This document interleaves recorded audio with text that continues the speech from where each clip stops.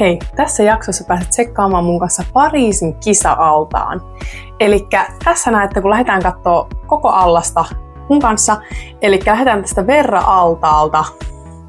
Ja tässä on iso 50 metrin Verra-allas, joka oli rakennettu tämän areenan toiseen päähän. Ja tässä on iso semmonen verho takana. Eli tää oli siis monitoimiareena, johon mahtoo yli 40 000 katsojaa.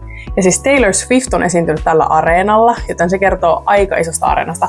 Eli tosiaan täällä oli tällaisia athlete loungeja myös, missä oli kylmää kokista, Poweradea, vettä, lasipulloissa, joka oli mun mielestä tosi ihmeellinen asia, koska ollaan uima-altaalla.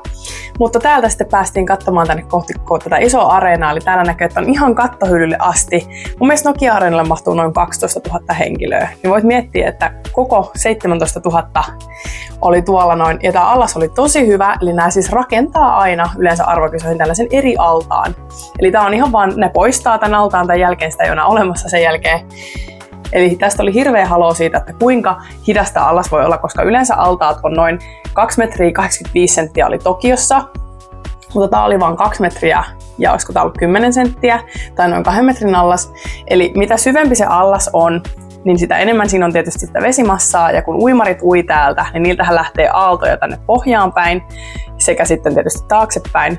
Niin sitten se syvyys riippuu siitä, että jos se on tosi syvä se allas, niin ne aallot lähtee tänne alaspäin ja se uimari on kerennyt jo siirtyä tänne eteenpäin ennen kuin ne aallot tavallaan bouncea sieltä pohjasta ylös. Mutta sitten jos se on matalampi, niin varsinkin käännökseen tultaessa, niin ne alaspäin lähtevät aallot kerkee jo osua tavallaan takaisin sinne ylös ennen kuin se uimari on päässyt menemään sitä ohi.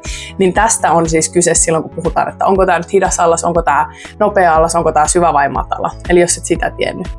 Mutta kokonaisuudessaan mun mielestä tämä kisa-allas oli ihan huikea. Tosiaan 17 000 katsojaa oli myös aamujaksossa uimassa. Mä en ole ikinä ollut sellaisella areenalla. Siis se ääni, mikä koko katsojista oli aivan älytön, ja mä tulen muistaa sen varmasti koko urani ajan. Mutta tämmönen oli siis tää kisa-allas, ja nyt sä tiedät ehkä tässä vähän enemmän uinnista.